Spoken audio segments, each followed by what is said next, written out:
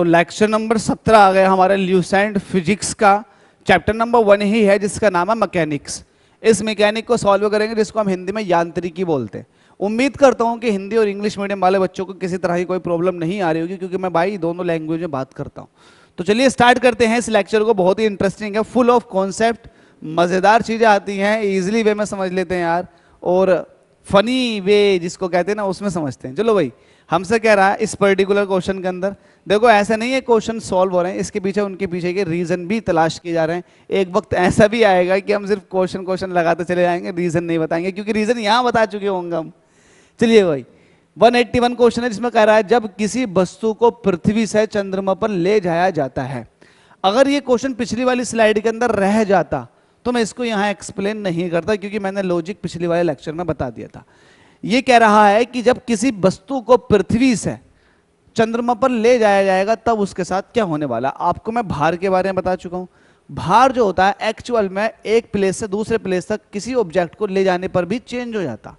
भार totally depend करता gravitational acceleration पर, जिसको आप जी कहते हो। तो हम भार को, जिसको हम डब्ल्यू से रिप्रेजेंट करते हैं, इसका फॉर्मूला बनाते हैं mg, जहां पर वेट जो है टोटली डिपेंड कर रहा है, अरे चल जा भाई चल जा, जी पर। जहां पर जी ज्यादा वहां पर वेट ज्यादा, जहां पर जी कम वहां पर वेट कम।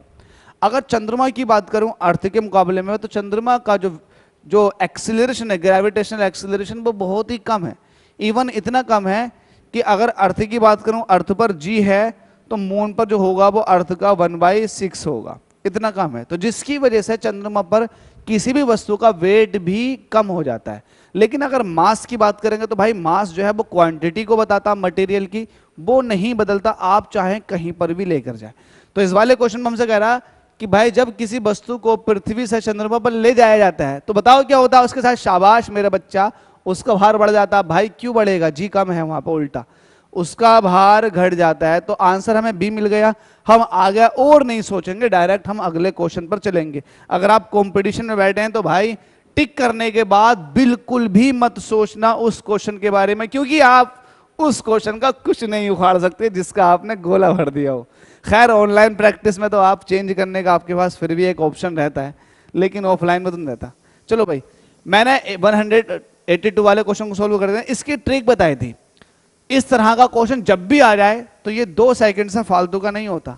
अब आप कहोगे सर आप तो खुद 1 मिनट ले रहे हो बताने में, तो भाई मैं आपको प्रैक्टिस करा रहा हूं, तो मैं तो 1 मिनट लूंगा ही लूंगा, लेकिन जब आप एग्जामिनेशन हॉल में बैठे होगे तब आपके लिए ये 5 सेकंड से फालतू का नहीं है। मैंने ये बता रखा था कि सपोज दैट विद्युत बल्ब है, या विद्युत आवेश है, या विद्युत विभव है, या विद्युत धारिता। ये हमारे पास सूची 1 है जो राशियां हैं, और सूची 2 में इसके मात्रक हैं। अब हमें यह पता है कि सपोज दैट अगर ए को पिक कर लूं मैं, तो ए का जो आंसर होगा, जो भी होगा ए का आंसर, जो भी होगा ए का आंसर, वो यहां पर लिखा हुआ। इनके हिसाब से ए का आंसर 1 है, इनके हिसाब से ए का आंसर 2 है, इनके हिसाब से ए का आंसर 4 है, इनके हिसाब से ए का आंसर 2 है। अब सपोज दैट ए का आंसर जो है वो 1 है। एक बात मान लेते हैं, तो यार एक बात देखो, 1 तो एक बार आया, लेकिन ए का आंसर अगर 2 होता तो 2 बार आया है ना। तो इससे पता लगता है कि या तो बी ठीक होता या डी ठीक होता। एक मोटी मोटी बात कर रहा हूं। तो आप हमेशा एक ऐसा कूट पकड़ें जिसके अंदर नंबर सब अलग अलग हो। यहां पर 1 2 4 2 2 बार आ गया तो इसको भूल जाओ, इस वाले कूट को तो भूल जाओ।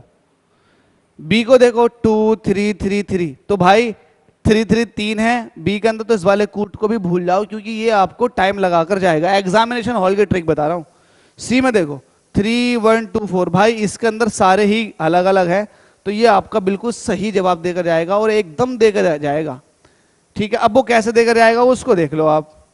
वो ऐसे देकर जाएगा, सपोज दैट सी देखो, सी है क्या वैसे, सी देखो, सी है विद्युत विभव, और विद्युत विभव को आप V से रिप्रेजेंट कर दो। W/Q इसका फॉर्मूला होता है, और जिसका मात्रक होता है वोल्ट। क्या होता है, वोल्ट। विभव है, वोल्टेज है, तो इसका मात्रक वोल्ट होगा।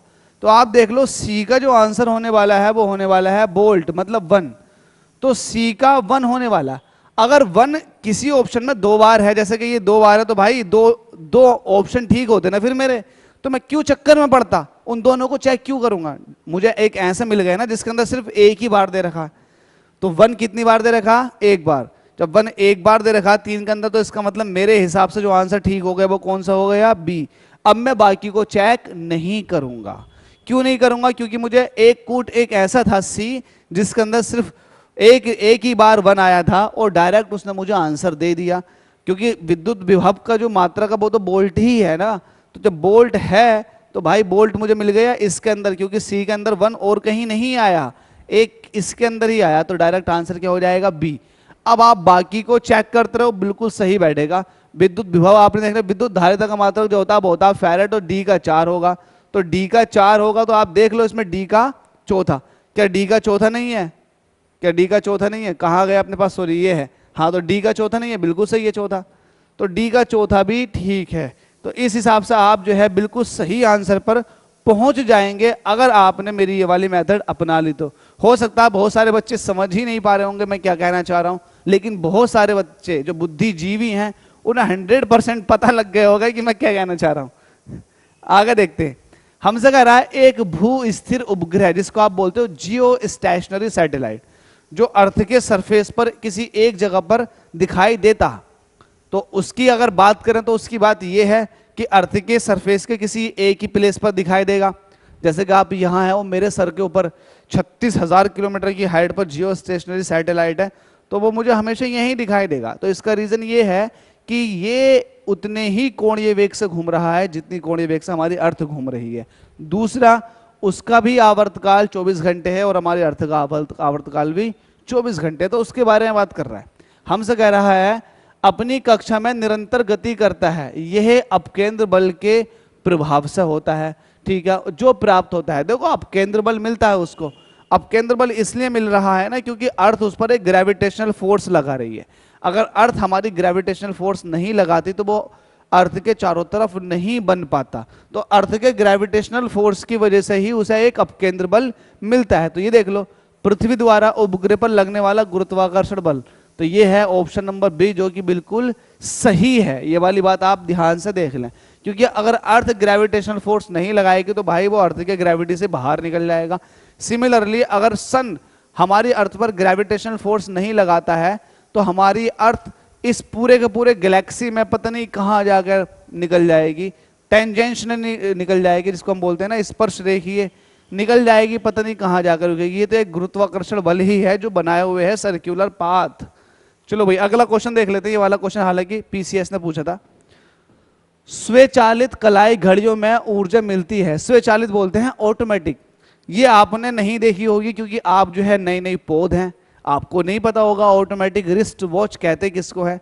ये तो यहीं आकर सुना होगा कि ओह, हालांकि क्वेश्चन पूछ चुकी है पीसीएस 2007 में, ये तो अब आप सुन रहे होंगे कि ओह हो ऐसी भी है जो ऑटोमेटिक है। गाइस ऑटोमेटिक का केस आपको बता दूं, ना तो उसके अंदर आपको सेल डालना होता, ना किसी तरह की आपको उसके अंदर एनर्जी देनी होती, नहीं देंगे, बस ये ऑटोमेटिक है, आपने घड़ी बांध दी वो चलती रहती है।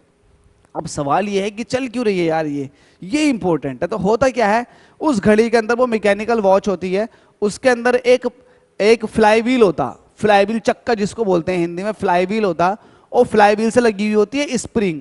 अब होता क्या है, फ्लाई व्हील ऐसे हम हाथ हिला रहे हैं तो वो फ्लाई व्हील हिलता है, जितना वो फ्लाई व्हील हिलता है उतना ही वो स्प्रिंग टाइट होता चला जाता है। जब हमारा फ्लाई व्हील हिलता है तो फ्लाई व्हील एनर्जी देता है स्प्रिंग को। तो एक्चुअल में होता क्या, फ्लाई व्हील की टोटल एनर्जी स्प्रिंग के अंदर स्टोर होती रहती है और स्प्रिंग की एनर्जी को यूज करती है घड़ी चलने के लिए। अब मसला ये है कि अगर मैं इसको रख दूं खोल करके तो जो स्प्रिंग के अंदर एनर्जी होगी वो धीरे धीरे धीरे धीरे खत्म होकर के बिल्कुल हमारी घड़ी रुक जाएगी। ये वाली बात आपको समझ में आ गई। तो इसलिए क्या होता है, रिस्ट वॉच जो होती है ना, मैकेनिकल वॉच, अगर हम पहने हुए हैं तब तो वो काम करेगी, अगर उतार दी हमने तो वो कुछ घंटों बाद बंद हो जाएगी, क्योंकि एनर्जी जो स्टोर हुई थी वो वापस से यूज हो जाएगी।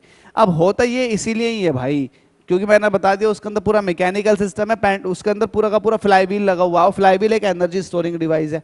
तो यही बात है, कलाई घड़ियों में ऊर्जा कहाँ से मिलती है, तो बताओ कहाँ से, करचल ऐंठन से नहीं, ऐंठन से नहीं मिलेगी, ऐंठन से। करचल ऐंठन का मतलब ये जो स्प्रिंग के अंदर जो ऐंठन आई है उसकी वजह से, भाई वो तो एनर्जी को यूज करेगी, उसे तो खुद एनर्जी मिली है फ्लाई व्हील के थ्रू। तो आप ये कहोगे हमारे हाथ के विभिन्न संचालन से, हमारा हाथ ऐसे हिल रहा तो उसके संचालन से फ्लाई व्हील को एनर्जी मिली, फ्लाई व्हील ने एनर्जी स्टोर किसके अंदर करी, स्प्रिंग के अंदर की। तो आंसर क्या होगा बिल्कुल सटीक, डी। ये मैकेनिकल वॉच अब नहीं देखी मैंने खुद ने नहीं देखी यार। जब कुएं से पानी की बाल्टी को ऊपर खींचते हैं तो हमें महसूस होता है कि, ये बता दूं, ये आर्किमिडीज साहब फिर से आ गए, और आर्किमिडीज के ऊपर तो हमने बहुत सारी बातें कर रखी हैं, बहुत टैलेंटेड साइंटिस्ट थे ये ग्रीस के।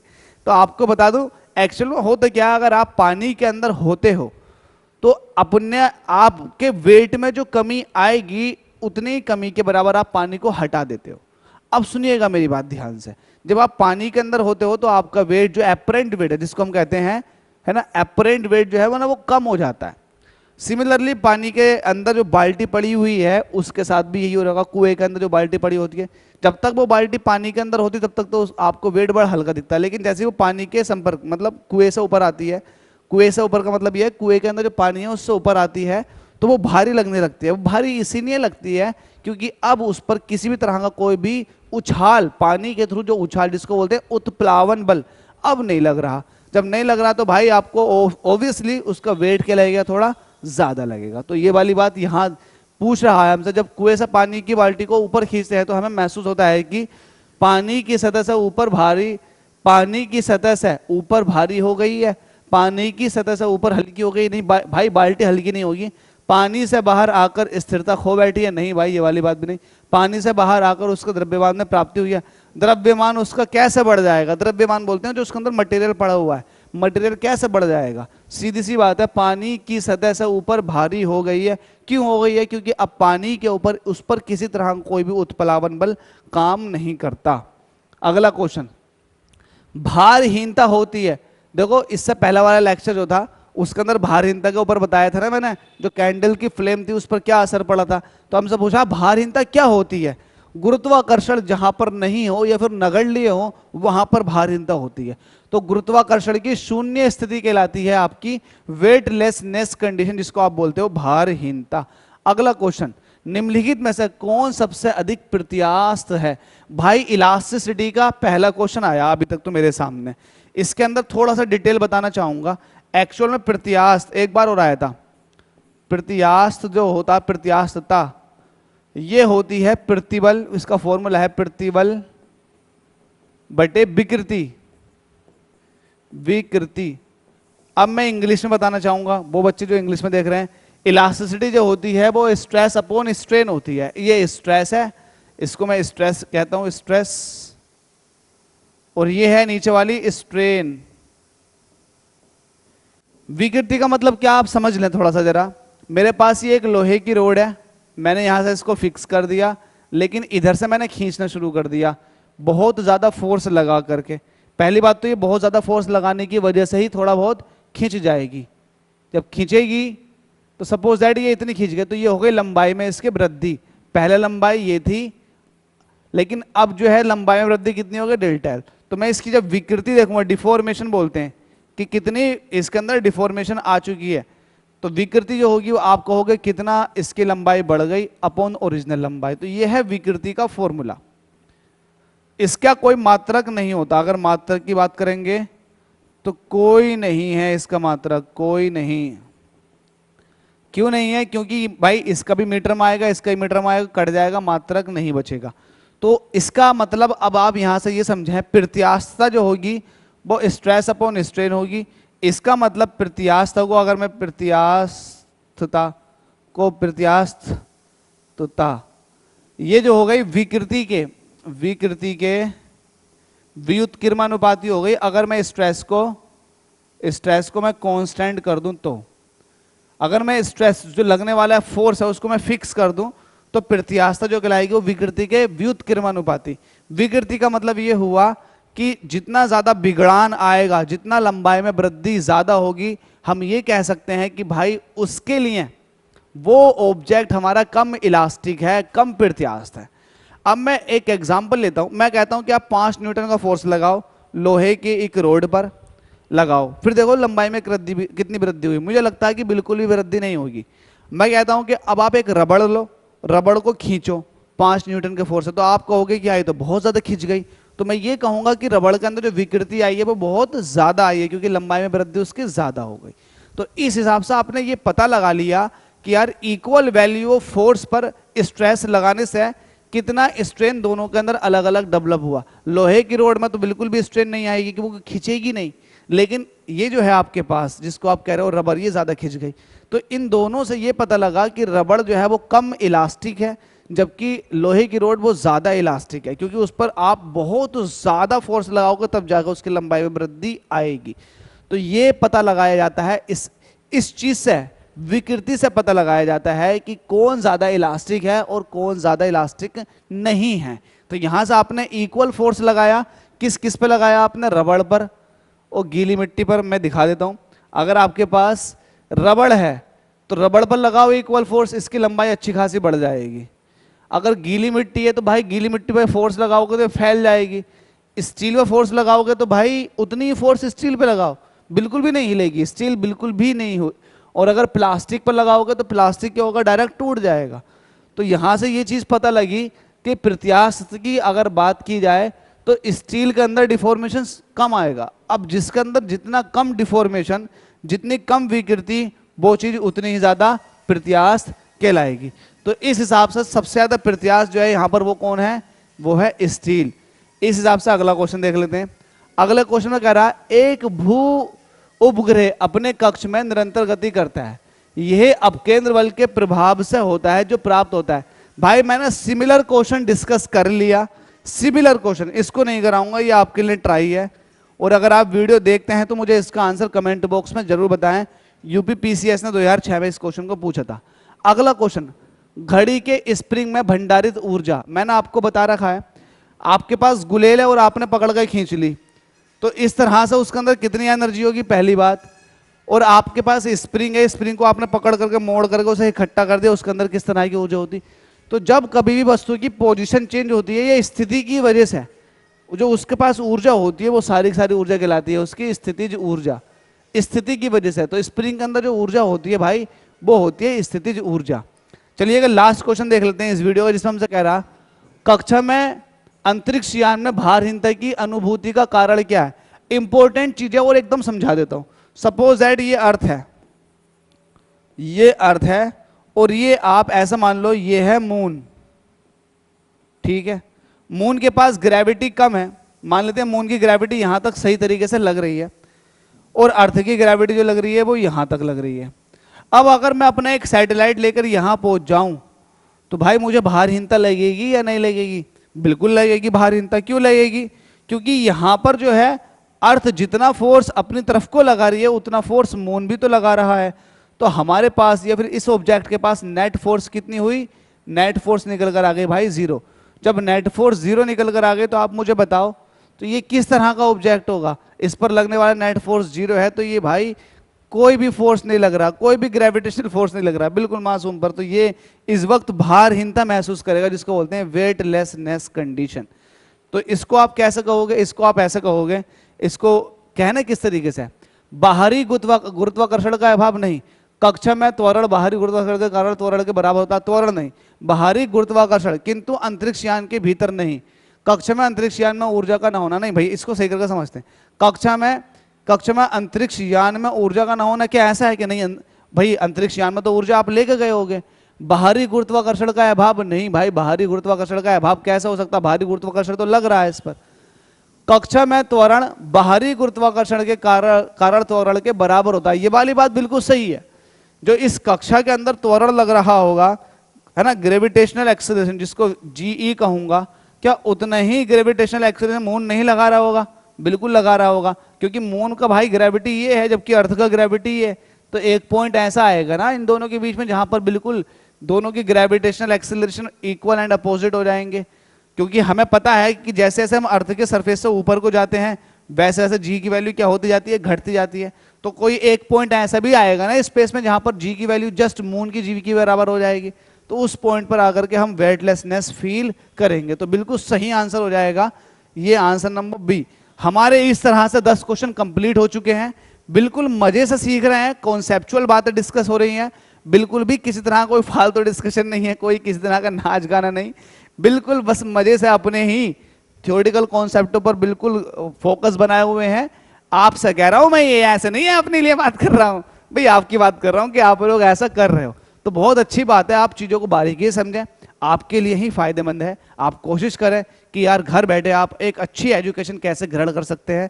इस चीज़ के लिए हम लोग आपकी लगातार हेल्प करने के लिए तत्पर हैं। हम लोग यही चाह रहे हैं कि आपको फ्री ऑफ कॉस्ट किस तरह से एक वेल क्वालिफाइड एजुकेशन आप तक पहुंचे, एक अच्छा कंटेंट आपको कैसे मिले, उसी में ही लगे हुए हैं। शुरुआत ल्यूसेंट से हुई है क्योंकि ल्यूसेंट की बहुत डिमांड थी।